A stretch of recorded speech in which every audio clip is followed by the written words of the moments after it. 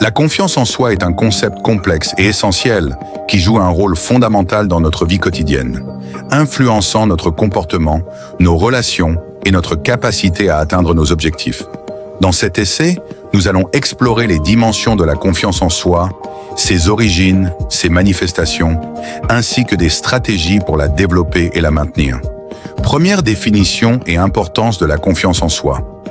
La confiance en soi se définit généralement comme la croyance en ses propres capacités et en sa valeur personnelle.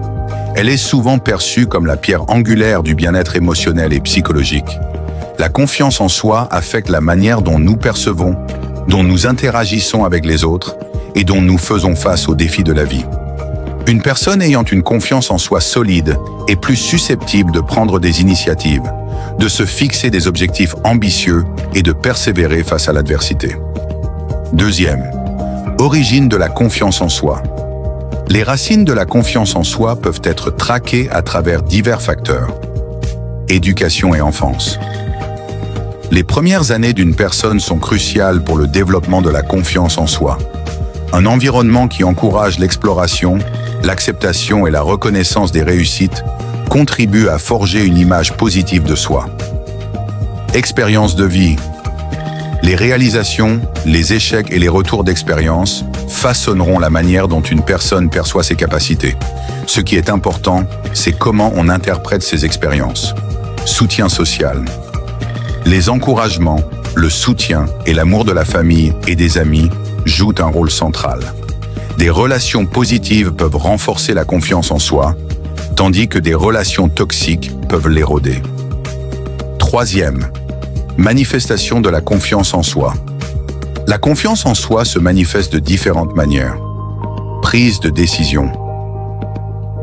Une personne confiante est généralement capable de prendre des décisions plus rapidement et avec assurance. Elle est moins paralysée par le doute et l'anxiété. Et communication. Les personnes confiantes ont tendance à s'exprimer clairement et assertivement. Elles savent défendre leurs idées et s'exprimer face à un public. Résilience. La confiance en soi favorise une meilleure gestion du stress et des échecs. Un individu confiant voit les obstacles comme des défis à surmonter plutôt que comme des fatalités. Quatrième, manque de confiance en soi.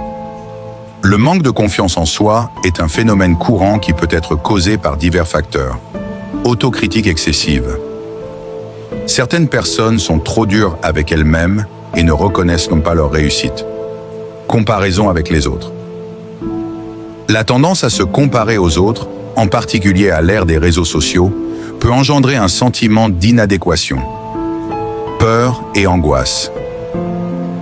La peur de l'échec ou du jugement des autres peut également inhiber la confiance en soi, conduisant à une inhibition dans l'action.